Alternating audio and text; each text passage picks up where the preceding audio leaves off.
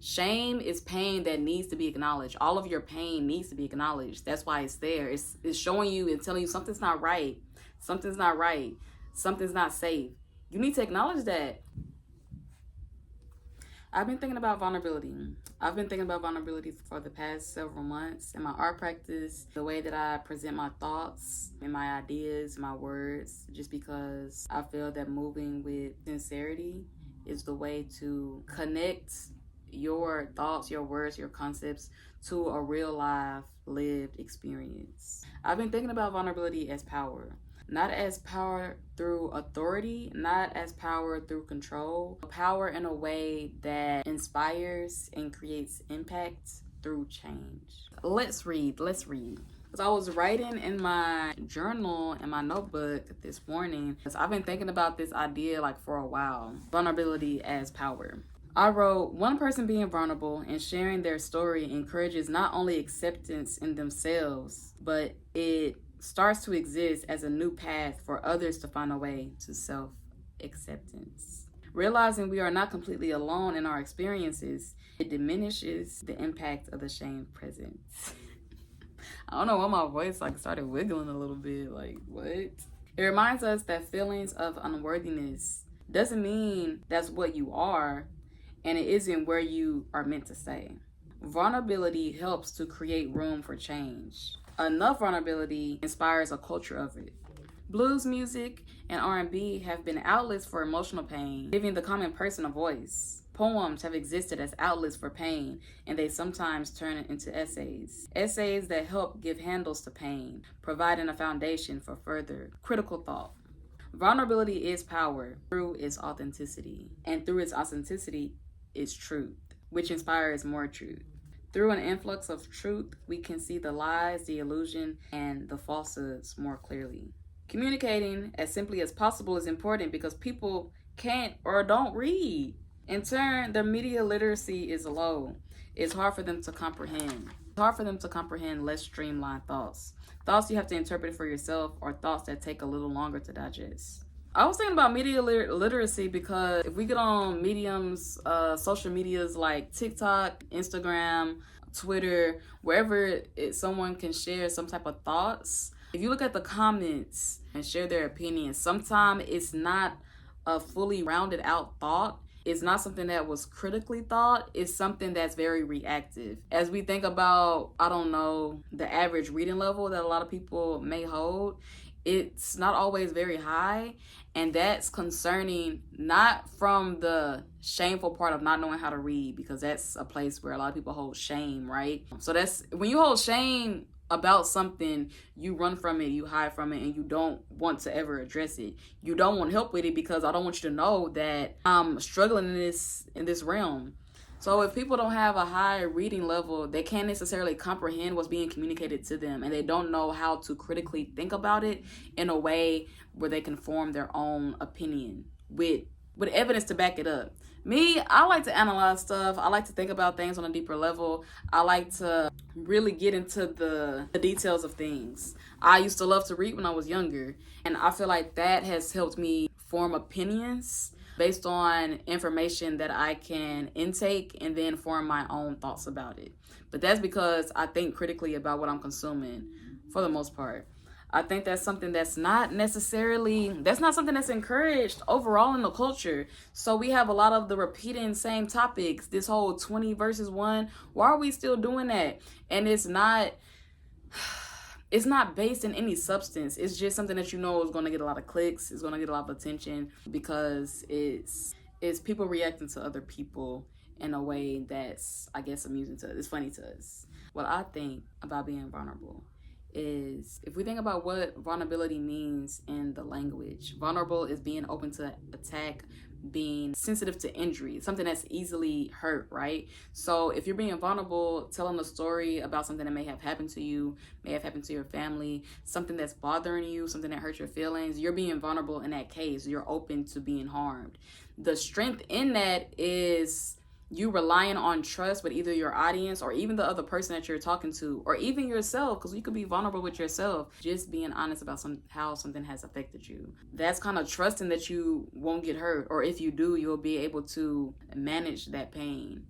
I think that when you can be vulnerable, again, that's being sincere, that's being genuine, that's being authentic to your pain, to your shame. When you share that shame, if you feel called to, it may inspire others to not only share it, but to realize that that's something that exists in themselves.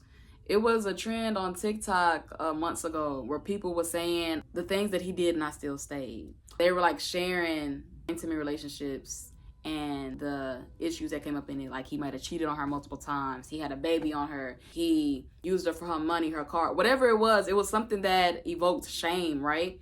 And sharing those experiences, and there were so many, it makes you realize that, oh, maybe it wasn't me. Maybe it wasn't my fault that this ain't happened to me. Maybe instead of absorbing that blame, you realize that, oh, the current culture of dating is not too good. The current culture of men, they have this entitlement that doesn't allow them to have healthy, safe, and empowering relationships with women right now. Because there shouldn't be a large trend of men cheating on women, having babies on women, using them for their car, money, somewhere to live, all this type of stuff, right? But that was a big trend on TikTok with people sharing those experiences. So it's like, once you see enough of those, it's like, oh, so my situation, was it not really my fault like I thought it was all this time? To see somebody else share their struggle, it allows you to have the sigh of relief. It's like, oh, I'm not alone. I thought that I was the only one who had it this bad. But we're all, not to say you want other people to struggle, but when you see a real life example of somebody having a similar experience to you, it's like, oh, and this point we could be all in this together. And when you're all in this together, that's how you inspire action and change. But I believe the first step is vulnerability. A book I've been reading lately is You Are Your Best Thing. It's a book of essays, right? This book has been helpful in me continuing that thought of vulnerability and what that means, and how vulnerability and shame can kind of be, they are linked together, right? This book has a collection of essays from people of different backgrounds. It has people who have queer identities, people who may have grown up poor, artists or public speakers. I mean, it just have a lot of people in this book. The common thread is blackness and vulnerability. That's what they're sharing. And I feel like even thinking about that book and thinking about the things we have shame about, the things we keep shame about, and how it limits us. It limits our pleasure. It limits our lived experience. Because when you always have that shame you dragging behind you, that's like Bag Lady. Erykah Badu, she has said some questionable things. But you think about her song Bag Lady, it's like you are carrying around a lot of extra weight with you that you do not have to carry around. But you feel like it's attached to your identity because of the shame you internalize. You're not speaking it, you're not writing about it, you're not acknowledging it. Shame is pain that needs to be acknowledged. All of your pain needs to be acknowledged. That's why it's there. It's showing you and telling you something's not right. Something's not right. Something's not safe. You need to acknowledge that. When you have pain in your body, when you have like a little splinter in your hand, a little paper cut, it's like, oh, I got a paper cut. My finger is damaged. I might need to put a Band-Aid on it. I need to clean that. If your stomach is hurting, oh, maybe my gut health isn't too good. Maybe I need some probiotics, some prebiotics. Maybe I need some kimchi. Maybe I need something to help me with my belly. Your pain is communicating something to you. Your pain, it actually, I feel like it wants to protect you. It's trying to show you that something is wrong. So your shame is just like your pain going unaddressed. Your shame is you putting it away in a closet. And your vulnerability is opening that closet, airing it out, and letting fresh air in. It's like, okay, it's getting moldy up in there. It's getting mildew up in there. This is making me sick, actually. You know, mildew makes you sick. It's not just a smelly occurrence. No, it's not good for you. When you let into something steep in that sickness, it's not going to, you're not going to get better doing that. Vulnerability, ways to practice it, I feel like, of course, keeping a journal practice, that's what I do. Sharing experiences with your loved ones, a trusted individual, I feel like that's helpful just because you share some with them. They don't have to share something back with you, but if they feel called to, now your bond may have strengthened because of that. I'm not sure how you can really go about knowing for sure if someone's a trusted individual, because people can switch up. They can. I'm not gonna say that they can't. I'm not gonna act like that. I've been vulnerable in some instances, and that, I don't know if it panned out the best, but that doesn't mean I'll stop trying. That doesn't mean I'll lessen the importance of that. I still try to be vulnerable and be, again, sincerity is a big thing for me. Honesty is a big thing to me. I feel like the more we can be open with not only ourselves, but with others, start with yourself. Always start with the self. Always start with the self. Being vulnerable is scary. So start with the self. If that's journal, that's a video diary that nobody ever sees, start with that. Start there. Because the vulnerability, it'll come out in smaller ways. Like just you seeing somebody for who they are and understanding where their pain come from before they even know. That don't mean go fix them, but you can offer empathy. We can all practice it. We don't have to wait on society. We don't have to wait on the culture. I feel like when we put our worth in what everybody else is doing, it's like, you ever see a music artist? It's like, wow, y'all don't listen to this, y'all don't listen to such and such, but y'all go listen to Sexy Red. I bet y'all know all Sexy Red songs. It's like, well, maybe we didn't know about such and such. You could play it for us without bullying us for not knowing it. You can be the start to a trend, you know? Being authentic, I feel like, is something that we should practice in our everyday life, not to necessarily start a trend or not to get clout or an audience, which it probably will bring that naturally, but just because you are feeling empowered by moving in your truth. I don't know. I feel like I'm vulnerable on social platforms whenever I do speak on it, because I don't shy away from speaking about how I feel uncertain about my art career or where I'm going in life or being a certain age and not having these certain things I thought I would have at this point. I feel like I'm pretty open about those topics, and there's some stuff I decide not to share publicly, but with vulnerability, you still, even though you're being open and you're being honest and sharing your story, that doesn't mean you have to share everything. You can pick and choose what to share. It's still your life. But when I share those things, it's like a release one, where I'm just like, oh, I'm addressing my truth. I'm not hiding from how I feel about this thing. Like, yes, I feel uncertain a lot of the times. I'm not finna sit up here and act like I don't. I don't know. I feel like I don't know. I feel like I don't know. I may look like somebody who really knows. I may look like somebody who has it all together and figured out. But truth be told, I don't know. I'm pursuing art. I don't know how to make it work. I get a couple of words here and there. I get a couple cool opportunities here and there, but making it sustainable and financially viable, I don't know. I don't know yet how to make it work. It's been years. I don't know. Sharing that for me is like a release, because it's like, okay, I acknowledge the fact that I don't know. Who knows? And from that, I can move forward. Like, okay, now that I gave that attention, if I don't know, I gave it acknowledgement. Now the next step is like, okay, steps to like figuring it out. I feel like that first step is acknowledgement, at least for me. When you start building that self-acceptance, I feel like that's when things can start to shift. Because instead of spending all your time running away from it, you can spend your time really looking it in its face and like, okay, what's going on here? What we need to pay attention to? What's going on? What's the issue? What's the problem? I ain't saying that's easy. That's difficult. It feels difficult. I share my uncertainties often enough for it to be noticeable. And sometimes people will respond and like, wow, thank you so much for sharing these thoughts. I feel the same way. I feel similar. People can respond to it with their stories or them being appreciative that somebody is talking about it.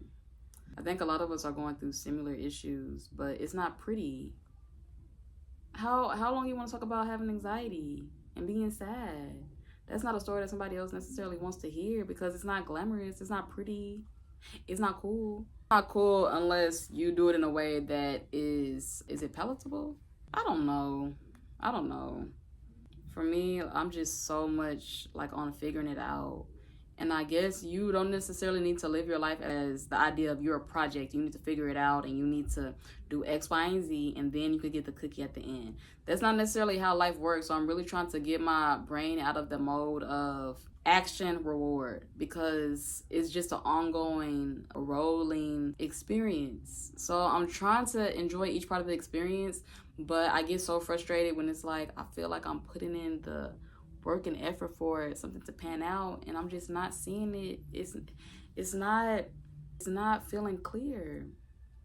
I'm trying to have all the trust and the faith. It just doesn't feel clear though. I would suggest reading this book if you want to think more about vulnerability, about how shame impacts us. This read, I valued it. It's the first book I read this year or that I finished reading, and I don't know if I will say it offered me new thoughts or insights. I guess I could say insights because it's on different people's experiences. So I got an insight on different identities experiences, but it didn't feel like something hard to digest or contextualize. It was just like the idea of how shame has shown up for different people, and in turn, them sharing that, what does that look like, and how it's helped them. I think the more people that can be truly authentic and just moving in their truth, the more we can dismantle the ideas that have been fed to us through society, right? That you have to work so hard, that things are always going to be this hard. The whole idea of the American dream of pulling yourself up by the bootstraps and figuring it out all by yourself. I think the point that I'm trying to get at is that vulnerability allows for a community to exist, a community of people who want to support the other. If you heart to heart and you share something with me that I'm sure it may not have been easy with you, you trust me, what can I do with that trust? And how can I care for it? I think vulnerability builds connections and in turn community, but we have to let ourselves meet there first, I think. But when you're thinking of such an individual mindset, which we have been fed again by society, it's all me, me, me. That's a colonizer mindset. That's not something that we used to think about. That's not something we used to go by. But that's a colonizer mindset because you want to own land. You want to own this. You want to own that. You want to make your claim so you can just focus on you and nothing else. It's not working in tune, in collaboration with the flow of nature, because in nature, you own nothing. You are a part of it. You may be something that fits inside the puzzle of it, but you don't necessarily own a piece. You are experiencing and participating in it at this moment. So I think we've been fed like this, again, colonizer mindset, because that's where we were brought up on. That's what a lot of media, its stories are focused around. A lot of the books we were taught to read in school. I was homeschooled. But a lot of things that are popular in media may have an underlying theme of that individualistic mindset. Even like a lot of people are broke right now. A lot of people are like struggling. And not to say you want everybody to know you're broke and struggling, but I feel like the fact that everybody has driven for Uber Eats or Uber or Lyft or DoorDash, I feel like everybody has driven for it at least once. And I feel like that's not something we talk about in our culture like that right now. Like, it's like a common occurrence, but that's something that I feel like people don't really talk about all the time. It's like, and everybody drove for DoorDash. Everybody did that. It's like the more we share, the more we can come together, because it's like, damn, we experiencing the same pain. What can we do about this? What can we do about this pain that we're all sharing? We all holding a piece of this rope. How can we make this rope into something good? These conversations can be had in person. These conversations, again, can be had with yourself, and you decide a piece of it to share. I think safe spaces are important. A way to build safe spaces. How do you build that? That's a conversation for, I feel like, each special circumstance. But being open, being willing, and ready to take action when the situation provides itself, right? We're learning every day. Just, again, holding grace for yourself is one of the most important things you can probably do. Because if you being mean to yourself all the time, does that really inspire you to do anything different than what you're doing? And if it does inspire you and motivates you to do the thing, how does it feel after you completed it? Do you feel accomplished, or do you feel like, dang, you should have been doing it all this time? You should have done it all along. It took you long enough. Are you hearing the finishing? Are you hearing the completion from that voice, or from a voice like, wow, good job. I know it was difficult for you and it was hard, but you did it, right? Vulnerability, yeah, I think it's worth it to explore what that means for you. This line? That thing with gum mushroom.